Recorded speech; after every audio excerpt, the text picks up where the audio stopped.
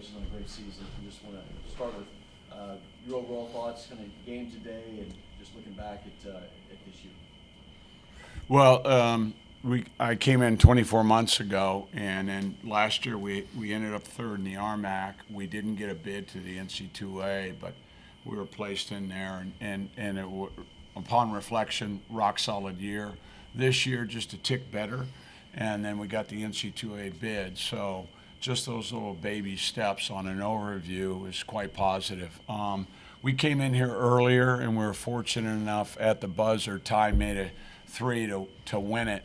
It had a different complexion to it in that they started turning us over early, and they were able to make some threes and get some easy baskets. And once they got that momentum, we couldn't stop them.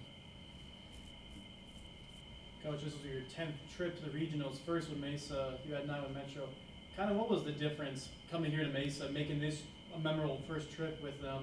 I mean, I know you said in the past that if you ever had the opportunity to come to Mesa, it was a place you always wanted to go, but now to be here and to have this journey into the postseason like this? Well, I think the support at Mesa, both fan base, administratively, and all that, they get it in terms of that. I think at Metro we had to light the fuse, and then once they got excited, then that carried its own momentum. A real positive there, but I think that it's a more established place. Mesa is, and so for me, it makes it quite easy to plug in and be a part of a culture, whether it's our baseball program or our women's team. Congratulations to them today. Is that there's a lot of tradition of winning at Mesa. So I would say that distinction, it's a flag that flies high. And then before I talk to you, the players, is there anything you'd like to mention on the players? I mean, Ty, of course, the lone senior on the team this year, and then Clayton, the newcomer, just the impact they've had and kind of being leaders on this squad this year. Yeah, one of the things that we wanted to do when we came in is pick character and then work from there. Every coach says that. But in this journey, as witnessed by our team GPA being at a high level to no issues off the court or whatever, I think there's a lot of negativity with NIL and the portal and all of that going on at this level, whether it's Dallas Baptist or other programs in the RMAC. I just think that people need to look and see at the base of the pyramid, it's very healthy. Division III, NAIA, and Division II.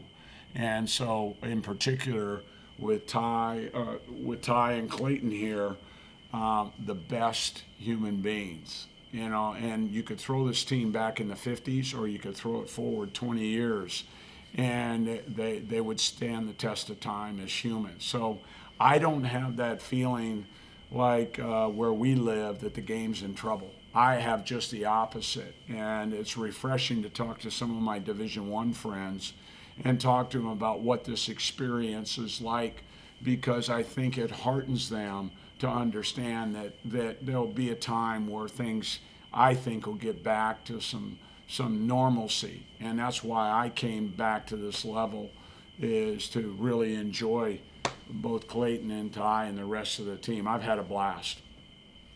Ty, for you, you're the lone senior this year's team. I mean, you've been through the coaching changes, multitude of teams, returning to the regional this year. What can you say to reflect on your career at Colorado Mesa and what it's really meant to you? It's just been a complete honor and a blessing to be coached by Coach Dunlap, this coaching staff, and to be able to play alongside all my teammates. It's emotional right now, but I have nothing but gratitude for, again, the coaching staff and my teammates. It's been unforgettable, and I will literally never forget this team for my entire life.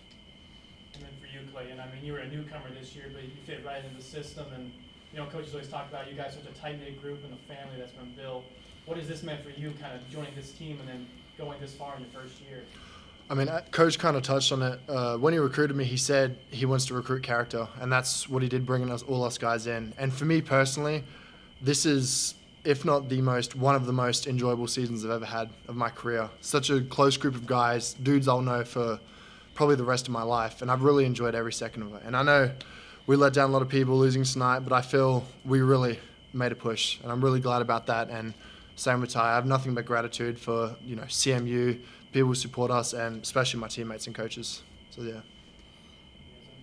Coach, great connection with us. Congratulations on your Australia connection. Talk a little bit. Did you coach some of these guys' parents when they were when you were coaching Adelaide, or did you make a lot of contacts over there when you were there? Yeah. When I went over to Australia, I was a Division III coach, and I was going over there and recruiting Australians to go to Cal Lutheran.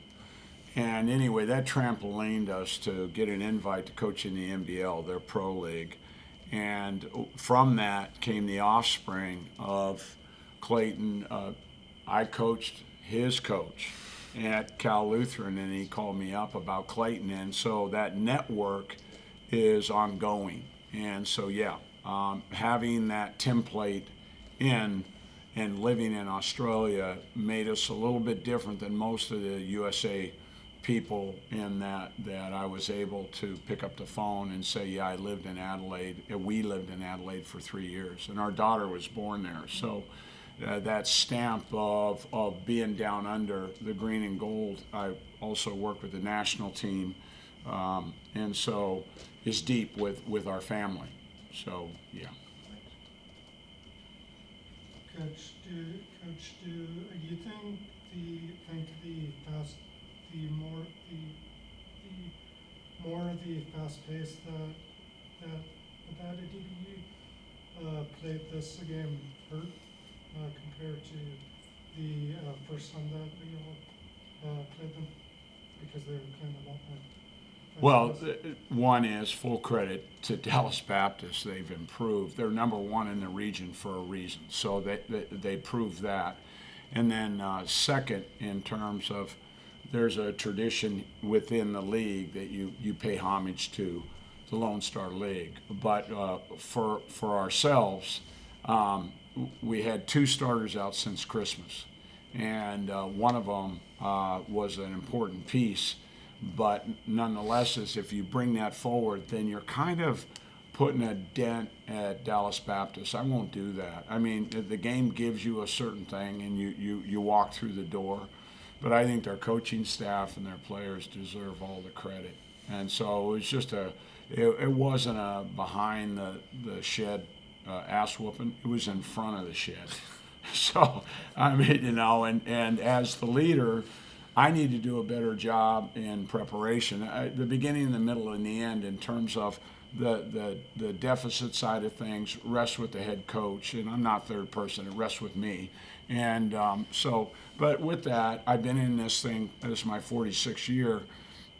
You got to take the bad with the good and the good with the bad. And the balance in the context of it is, I just had a hell of a time with this group. Lots of smiles, lots of victories, lots of just games where we were down that we won at the very end, and what a ride. And like I said, so my buddies call me from the NBA, or they'll call me from Division I, or whatnot, or former players call me and they said, Coach, how you doing? I said, I'm like a kid in a circus, man. It's unbelievable, but it's a tribute to the players and also our administration. Very supportive.